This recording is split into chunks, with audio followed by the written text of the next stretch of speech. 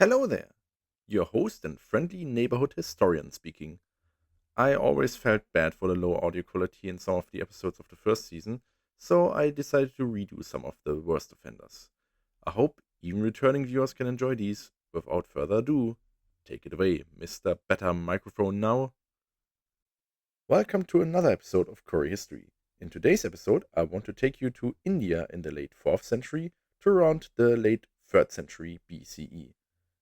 In this time, a dynasty arose that, in my opinion, like no other, exemplifies the contrast between war and peace. So let's dive into the thrilling history of the early Maurya Empire.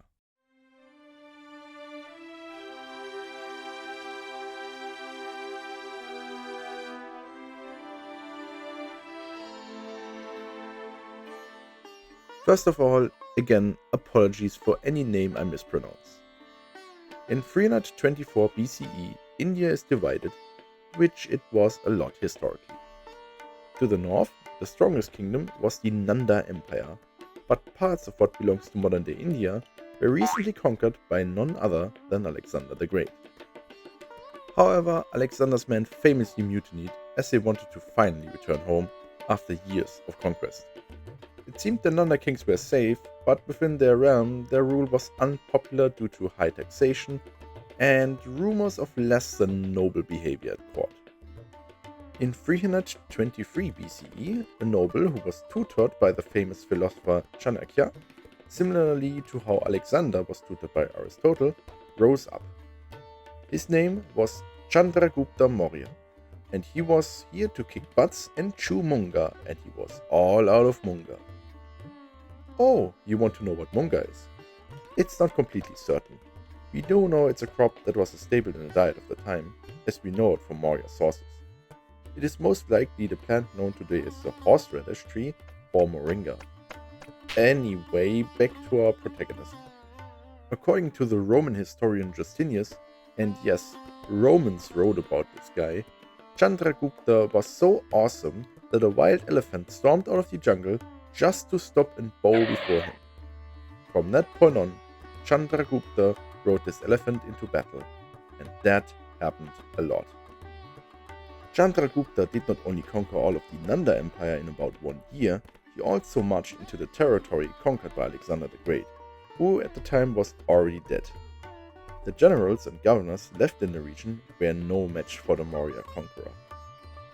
However, after the Diadochi Wars, that is, the wars among Alexander's successors, finally took a bit of a break, Seleucus I, founder of the Seleucid dynasty, turned his attention to the lost territory. Like Alexander, he would march into India and try to reclaim his former king's conquest.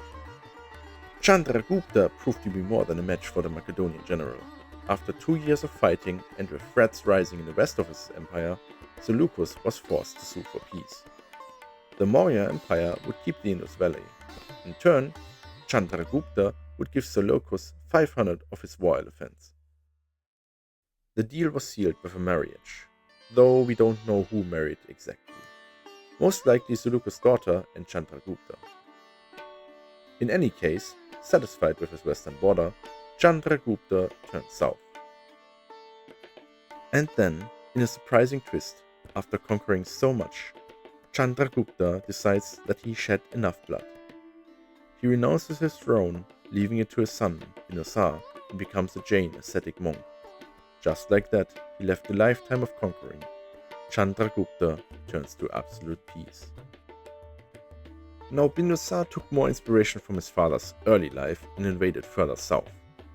The kingdom of Kalinga successfully resisted him though, and when he died, a civil war between his sons erupted. Eventually famous Ashoka won around 270 BCE, ending a very bloody civil war, thereby killing most, if not all, of his brothers. And like his father before him, he attacked Kalinga. Bent on not repeating the same mistakes, his attacks are more vicious and brutal, eventually annihilating Kalinga's forces. And how did he feel about his own brutality? Well, to quote him, "Beloved of the gods, King Priyadashi conquered the Kalingas 8 years after his coronation. 150,000 were deported, 100,000 were killed, and many more died.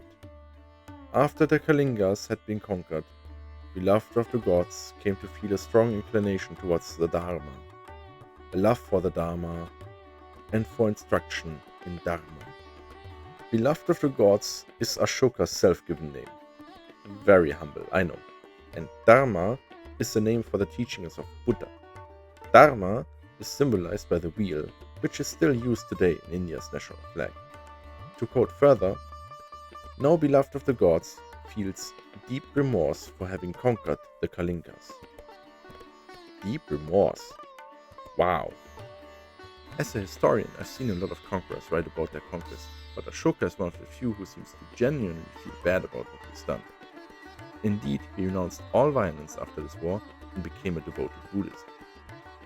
So he erected many stone pillars throughout his kingdom, all of which held various edicts about promoting peace and prosperity.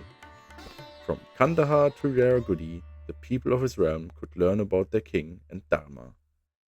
Indeed, much of the success of Buddhism came in part from Ashoka promoting it, not just in his own lands. No, he sent Buddhist preachers in every direction, spreading it through most of Asia and even to Europe. So Ashoka's turn is not only a significant event for his own life, but for world history. And to top it all off, Ashoka's empire was the largest the Indian subcontinent had ever seen. It even exceeds the borders of modern-day India. And within his empire, he spent a lot of resources on infrastructure like wells, roads, and hospitals, as well as giving access to education. But what amazes me the most is that not just one, but two rulers of this dynasty renounced all violence and turned to religion. And different religions even. So that concludes this episode. Thanks to my wonderful artist and to you viewers. Leave a comment and subscribe for more. Until next time, bye! In 323 BCE, a noble who was tortured. Yeah, sure. He was tortured by him.